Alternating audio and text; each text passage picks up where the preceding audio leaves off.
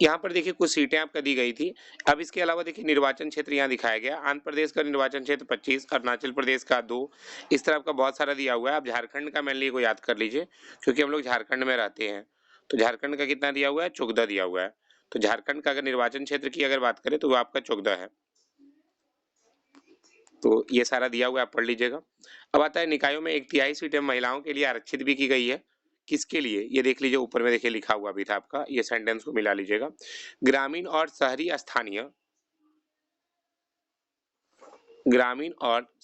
स्थानीय निकायों में महिलाओं के लिए कितना? 1/3 सीटें आरक्षित की गई है। कितनी सीटें? 1/3 सीटें आरक्षित की गई है। अब आता है मतदाता सूची। एक बार जब किसी निर्वाचन क्षेत्र का फैसला हो जाता है तब यह तय किया जाता है कौन वोट दे सकता है और कौन नहीं दे सकता है। तो ये सब निर्णय भी किया जाता है। लोकतांत्रिक चुनाव में मतदान की योग्यता रखने वालों की सूची भी पहले तैयार कर ली जाती है।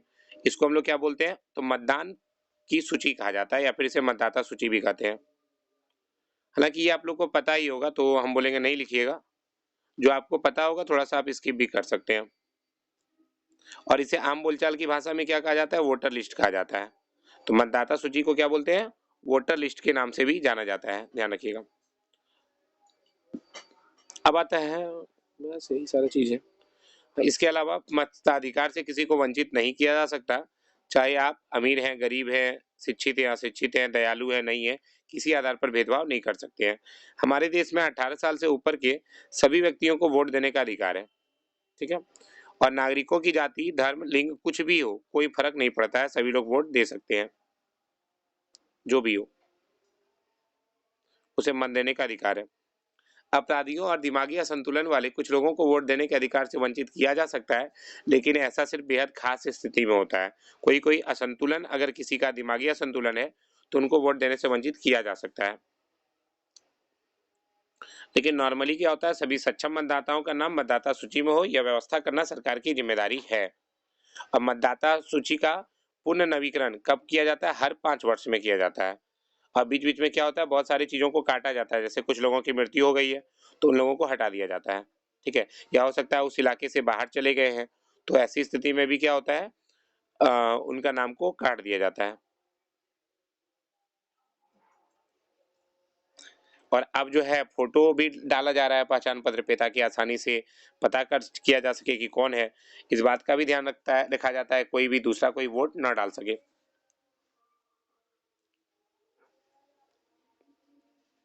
अब देखिए, वोट डालने का अधिकारी कितना साल में बन जाते हैं? 18 साल में। जबकि उम्मीदवार बनने की न्यूनतम आयु कितनी है? 25 है। लेकिन हालांकि ये भी देख लो, सबका 25 नहीं है, मुखिया के लिए 21 साल ही है। ये ध्यान रखिएगा। अगर मुखिया की बात करें तो मुखिया के लिए आपका 21 वर्ष ही है। तो उम्मीदवार बनने में अपराधियों वगैरह पर रोक है थोड़ा सा, लेकिन यह पाबंदी बहुत कम मामलों पर लागू होती है। अगर आप एकदम सीरियल किलर है, सीरियल किलर मतलब एक नहीं बहुत सारा आदमी को अगर आप मर्डर किए हैं, तब शायद आपको रोका जा सकता है, नहीं तो नॉर्मली छोटा मोटा अपराध पे रोक नहीं किया जाता है। ये देखिए आपका दिखाया गया है, वोटर लिस्ट आपका कुछ इसी तरह का होता है, देखे भी होंगे आप लोग, ठीक है। ये वोटर लिस्ट में सारा नाम वगैरह चढ़ा हुआ रहता है। अब हालांकि यहाँ पे फोटो भी देने लगा है थोड़ा सा।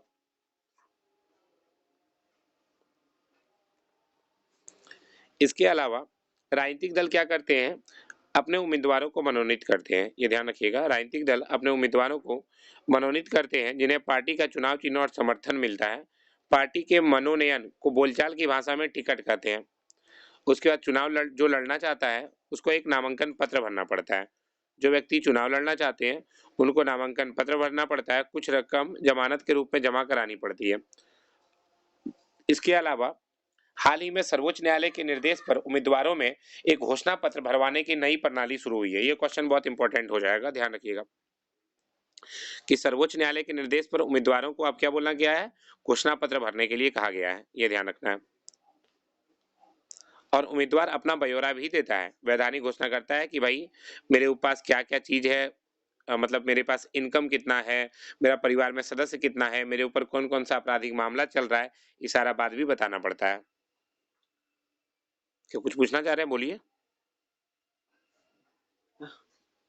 तो उम्मीदवार के खिलाफ गंभीर आपराधिक मामलों का बात किया जाता है, उसका परिवार का संपत्ति कितना है, उसका देनदारी कितना है, देनदारी मतलब कितना आप किसी से कर्जा खा के बैठे हैं, उम्मीदवार की शैक्षिक योग्यता कितना है, कितना पढ़े लिखे हैं आप, ये भी बात भी आता है। और इन सूचनाओं को सार्वजनिक किया जाता है। इससे मतदाताओं को उम्मीदवारों द्वारा खुद के बारे में सूचना के आधार पर अपने फैसले करने का मौका भी मिलता है।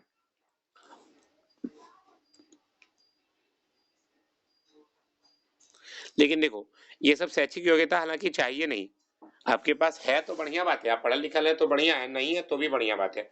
चुनाव के लिए आपको डिग्री के लिए नहीं, अच्छा क्रिकेट खेलने की योग्यता होती है कि भाई जैसे क्रिकेट टीम में क्या होता है, आप क्रिकेट खेलने आपको आना चाहिए, उसी तरह चुनाव के बारे में आना चाहिए, उसके लिए कोई ज्यादा किचकिची नहीं है।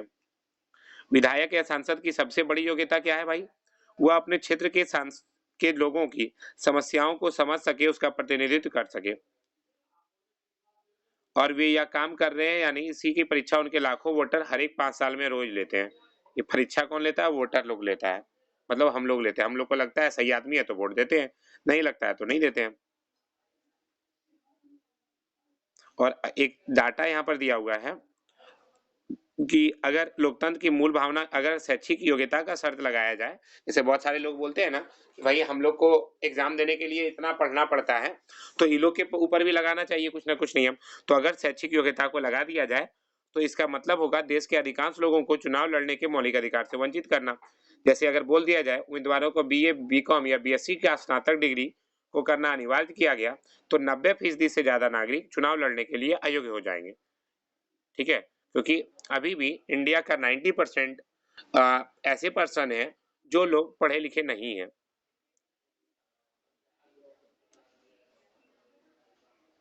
और इसके कारण क्या होगा? लोकतंत्र की मूल भावना का हनन होगा, ये ध्यान रखिएगा।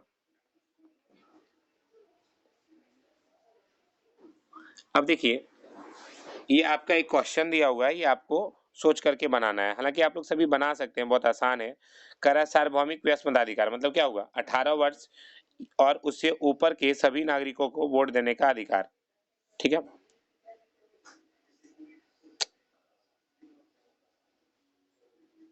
अगला है आपका, ये आप समझ सकते हैं, इसका आंसर यही है मेरा, एक मत एक मोल।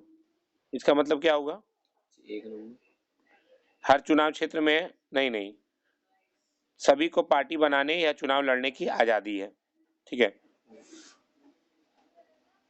चलिए देख लेते हैं। सार्वभौमिक व्यस्क मताधिकार हो गया, 18 वर्ष और उससे ऊपर के सभी को मताधिकार। कमजोर वर्ग का प्रतिनिधित्व यानी कि अनुसूचित जाति और जनजाति के लिए सीटों का आरक्षण। खुली राजनीतिक प्रतिद्वंदिता, इसका मतलब हो गया हर चुनाव क्षेत्र में लगभग बराबर मतदाता है। एक मत एक मोल मतलब सभी को पार्टी बनाने या चुनाव लड़ने की आजादी। ये थोड़ा सा उल्टा हमको लग रहा है, ये आपका ऐसे ही होना चाहिए था, इसका ये हो जाएगा, और एक मत एक मोल का ये होना चाहिए, और खुली राजनीतिक प्रतिद्वंदिता का ये हो जाएगा, सभी को पार्टी बनाने या चुनाव लड़ने की आजादी है। ठीक है, ध्यान रखिएगा। आगे बढ़ते हैं। अब आता है चुनाव अभियान। चुनाव का मुख्य उद्देश्य क्या है? लोगों को अपने पसंद के प्रतिनिधि और सरकार और नीतियों का चुनाव करने का अवसर देना है। तो ये सब बात दिया हुआ है। उम्मीदवार, अब कहा जा रहा है उम्मीदवारों की अंतिम सूची की घोषणा होने और मतदान की तारीख के बीच आमतौर पर 2 सप्ताह का समय चुनाव प्रचार के लिए दिया जाता है कि कितना उम्मीदवार है, कौन कौन उम्मीदवार खड़ा हुआ, और मतदान की तारीख, इन दोनों के बीच में कितना टाइम दिया जाता है? 2 सप्ताह। 2 सप्ताह तक आप प्रचार कीजिए, हो सकता है आपका प्रचार से आपको वोट मिल जाए। इस अवधि में उम्मीदवार क्या करते हैं? मतदाताओं से संपर्क करते हैं, राजनेता भाषण देते हैं, अपने राजनीतिक पार्टियां अपने समर्थकों का सक्रिय करती है, अखबार टीवी चैनल के माध्यम से बहस होता है। पर असल में चुनाव अभियान 2 हफ्ता नहीं चलता। एक चीज आप जान लीजिए, जैसे फॉर्म भर के आप लोग बोलते हैं तैयारी कर लेंगे और निकाल लेंगे, ऐसा नहीं होता है। चुनाव होने के महीनों पहले इसके तैयारियां शुरू करना पड़ता है भाई। और अभी भी आज एक लड़का हमको फोन किया था, बोला कि सर जेपीएससी का एग्जाम देंगे सर, फॉर्म भरे नहीं है, फॉर्म भर देंगे उसके बाद ट्यूशन पढ़ना शुरू करेंगे सर। तो भैया ऐसा नहीं होता है भाई, आपको पहले से तैयारी करना पड़ेगा तब जाके निकलेगा। हलवा है क्या? जेपीएससी का आप एग्जाम फॉर्म भरिएगा और उसका एग्जाम देने जाइएगा, निकाल लीजिएगा, कुछ नहीं होने वाला है। तो इसी प्रकार राजनीतिक दल भी क्या होता है, चुनाव होने के महीनों पहले से इसकी तैयारी शुरू कर देती है, तब जाकर के होता है। इसके अलावा चुनाव अभियान के दौरान राजनीतिक पार्टियां कुछ बड़े मुद्दों पर ध्यान केंद्रित कराना चाहती है। जैसे कि आप सभी जानते हैं, अभी राम मंदिर जो बना है ना, उसको एकदम पूरा न्यूज पे छाया हुआ है। वो दिखाना चाह रहा है कि बीजेपी पार्टी ही सब काम किया, बाकी कोई कुछ कर भी नहीं किया। तो एक काम करो, बीजेपी को वोट दो। अभी ज्ञानवापी मंदिर और मस्जिद का फिर लफड़ा शुरू कर दिया उत्तर प्रदेश में, ताकि लोगों का ध्यान सिर्फ और सिर्फ इस मंदिरों पर ही रहे, और इसी पर हम क्या करेंगे, पूरा वोट ले लेंगे। उत्तर प्रदेश सरकार तो एको को नौकरी भी नहीं निकाल रही है। वो जान रही है कि मंदिर के भरोसा हमको वोट मिल जाएगा। वो तो नौकरी वाला अगला साल यूज करेंगे, वो हथकंडा नहीं निकाला, बहुत कम। कांस्टेबल का एगो नाम का निकाल दिया। और आपकी जानकारी के लिए बता दें, 400 रुपया करके उसका ले रहा है। टोटल मिलाकर के कैलकुलेट कर लीजिए, अरबों की संख्या में वो पैसा जाने वाला है। ठीक है, जो इतना कैंडिडेट भरेंगे, उन कैंडिडेट को अगर गुना करोगे 400 रुपए से, तो अरबों रुपया बन जाएगा। ठीक है, चलिए ठीक है। अब आता है इंदिरा गांधी के नेतृत्व वाली कांग्रेस पार्टी ने 1971 के लोकसभा चुनाव में गरीबी हटाओ का नारा दिया था, और इसके तहत इंदिरा गांधी जीत भी गई थी 1971 में। और उसने कहा था कि सबसे पहले नीति में बदलाव लाएगी और गरीबी हटाओगी। अब बाद में पता है अगला चुनाव में क्या नारा लगा था? इंदिरा हटाओ देश बचाओ, इंदिरा हटाओ देश बचाओ, सही बात बोले, अगला बार नारा लगा था। हाँ, 1977 में देखिए ना, लोकतंत्र बचाओ, किसने नारा दिया था? जयप्रकाश नारायण, जिसको जेपी भी कहा जाता है। अब पार्टी ने यह कहा था कि आपातकाल के दौरान हुई ज्यादती को समाप्त किया जाएगा और नागरिक आजादी को फिर से बहाल किया जाएगा।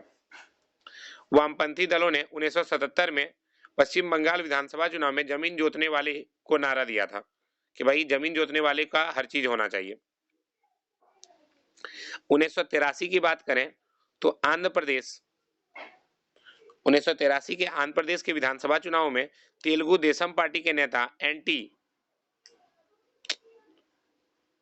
एनटी रामाराव ने तेलुगु स्वाभिमान का नारा दिया था कि तेलुगु का स्वाभिमान को बचाना है। ठीक है, किसने नारा दिया था? 1983 में। और बाद में आप लोग जानते ही हैं, आंध्र प्रदेश से दो चीज कट करके अलग हुआ है, एक तेलंगाना हो गया, एक आंध्र प्रदेश हो गया, दो पार्ट में बटा है। तो ये सब चुनाव प्रचार में सब कोई अपना अपना नारा देता ही है। हाँ, सभी को अवसर मिले इस पर कई बार कुछ दखल देना जरूरी होता है। तो चुनाव के कानूनों के अनुसार अगर कोई उम्मीदवार या पार्टी ये सब काम नहीं कर सकती, मतदाता को प्रलोभन नहीं दे सकती है, घूस नहीं दे सकती, धमकी नहीं दे सकती, इन सब चीजों पर ध्यान है। जाति या के धर्म के नाम पर भी वोट नहीं मांग सकती है, चुनाव अभियान में सरकारी संसाधनों का इस्तेमाल नहीं कर सकती है, लोकसभा चुनाव में एक निर्वाचन क्षेत्र में 25 लाख या विधानसभा चुनाव में 10 लाख रुपए से ज्यादा खर्च नहीं कर सकती है।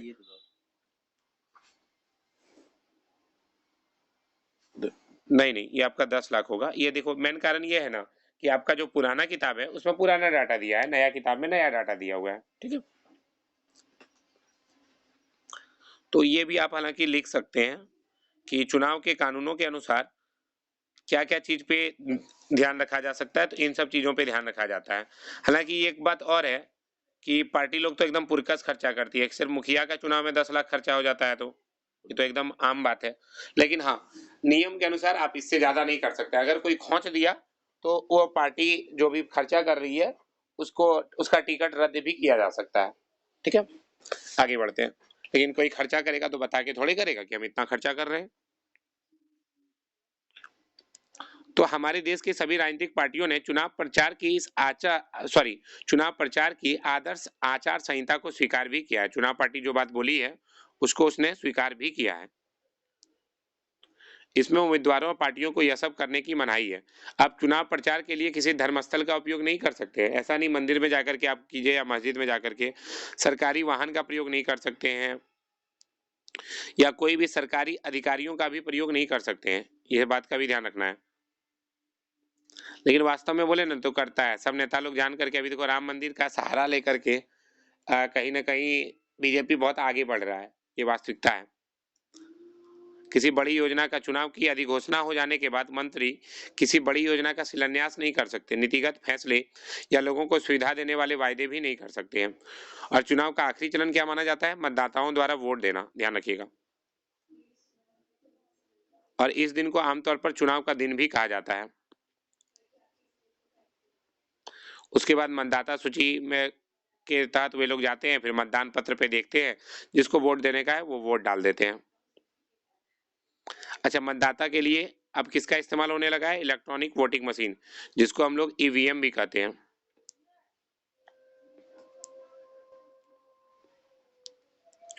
अब देखो, क्या हमारे देश में चुनाव बहुत महंगे हैं? एक डाटा देखिए दिया हुआ है, 2014 में लोकसभा चुनावों पर सरकार ने करीब 3500 करोड़ खर्च किया था।